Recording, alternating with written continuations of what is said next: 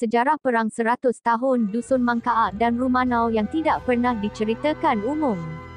Not, sejarah hitam diceritakan dan dipelajari supaya kita tidak mengulanginya kembali.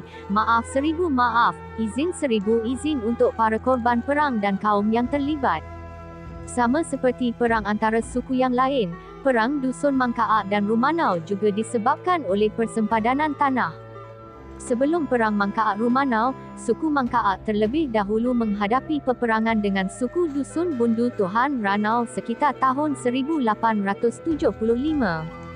Ketika itu, kaum Bundu Tuhan melakukan ekspedisi ke arah timur menuju daerah Tongot lalu menyerang perkampungan Dusun Mangkaak pada sebelah malam. Dikatakan Selm menyerang kaum Mangkaak, kaum Dusun Bundu Tuhan terlebih dahulu menyerang kaum Dusun Kunatong dengan beberapa ratus pasukan. Dalam serangan ini banyak lelaki kanak-kanak Mangkaak dan Kunatong terbunuh kerana diserang secara tiba-tiba, kaum perempuan dibawa lari. Ketika itu, para penduduk kampung Mangkaak berkumpul. Mereka memilih 7 pahlawan yang memiliki ilmu gaib untuk menyelamatkan kaum perempuan mereka. Salah satu dari 7 pahlawan itu adalah pahlawan yang paling sakti di kalangan suku Mangkaak, yang digelar Rumantai. Kemudian 7 pahlawan itu bergerak ke Bundu Tuhan. Ketika sampai ke Bundu Tuhan, mereka menyerang pada waktu malam. 7 pahlawan ini dikatakan bertarung dengan ratusan penduduk Bundu Tuhan. 6 orang bertempur. 1 orang menyelamatkan wanita-wanita Mangkaak. Setelah itu pahlawan Mangkaak pulang ke kampung pada malam itu juga membawa wanita mereka. Perang kedua yang dialami oleh kaum Mangkaak adalah dengan kaum Rumanau. Menurut kisah, suatu hari, beberapa orang suku Rumanau masuk ke hutan untuk mencari pokok kapur. Tanpa sedar mereka telah menebang pokok kapur di kawasan suku Mangkaak. Ketika ada dari suku Mangkaak mengetahui bahawa pokok di kawasan kekuasaan mereka ditebang, maka terjadilah pertelingkahan.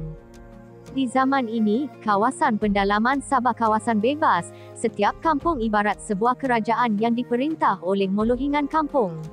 Pertelingkahan antara beberapa orang menjadi pertelingkahan antara keluarga paganakan. Pertelingkahan antara keluarga membawa pada pertelingkahan antara puak Sinakyagan. Pertelingkahan antara puak membawa kepada pertelingkahan antara suku Payat. Peperangan mulai berlaku pada tahun 1880. Kaum Mangkaak menyerang kaum Rumanau, kemudian kaum Rumanau membalas menyerang kaum Mangkaak. Kaum Mangkaak kembali membalas dendam menyerang kaum Rumanau dan begitulah yang terjadi seterusnya. Ini merupakan antara perang yang terdahsyat sekali pernah berlaku di Sabah, kerana perang ini berlaku hampir 80 tahun lamanya. Dalam satu catatan British, ada perang yang berlaku di kawasan Ulu Labuk sekitar 1887. Kaum yang satu telah mengayau 82 kepala, kaum yang satu lagi telah membalas memenggal 64 kepala. Pertumpahan darah ini didamaikan oleh Kapten Beeston Dean membawa 40 pasukan British pada Jun 1887.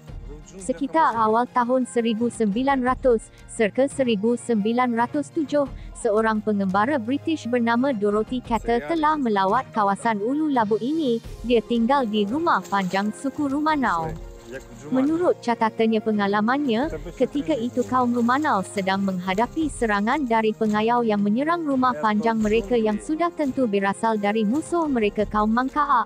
Bahkan suatu hari ketika ia bersama beberapa polis yang menyertainya berjalan ke kawasan hutan, mereka melihat mayat bergelimpangan tanpa kepala, dan itu berlaku hampir setiap minggu di mana mayat bergelimpangan tanpa kepala. Menurut Dorothy Carter, kaum Rumanau dikatakan kaum yang kuat. Mereka mampu membalas setiap serangan musuh yang menyerang. Peperangan ini berlanjutan sampai tahun 1953. Kerana perang hampir 100 tahun ini menelan ratusan jiwa dan merugikan kedua-dua kaum, maka pihak British menaja sebuah perdamaian untuk mendamaikan kedua-dua kaum. Kaum Rumanau diwakili oleh Aki Ruku dan Aki Liung, sementara kaum Mangkaak diwakili oleh Aki Rungkakai. Pada 4 Mei 1953, kedua-dua suku berkumpul melalui perwakilan mereka di kampung Kiandongo Tongot. Upacara perdamaian ini oleh kaum dusun dipanggil Mitaru atau Mipopol. Upacara yang bertujuan untuk menamatkan pertumpahan darah dan memperdamaikan dua pihak yang bermusuhan. Upacara ini diadakan dengan memacapkan sebatang tiang bulian, ayam komburak dipotong di atasnya, bobolian akan mengucapkan kutukan dan darah ayam komburak menjadi meterai kutukan Id. Maka setiap orang yang melanggar janji perdamaian akan dikejar oleh kutukan itu sendiri sampai ke liang kubur.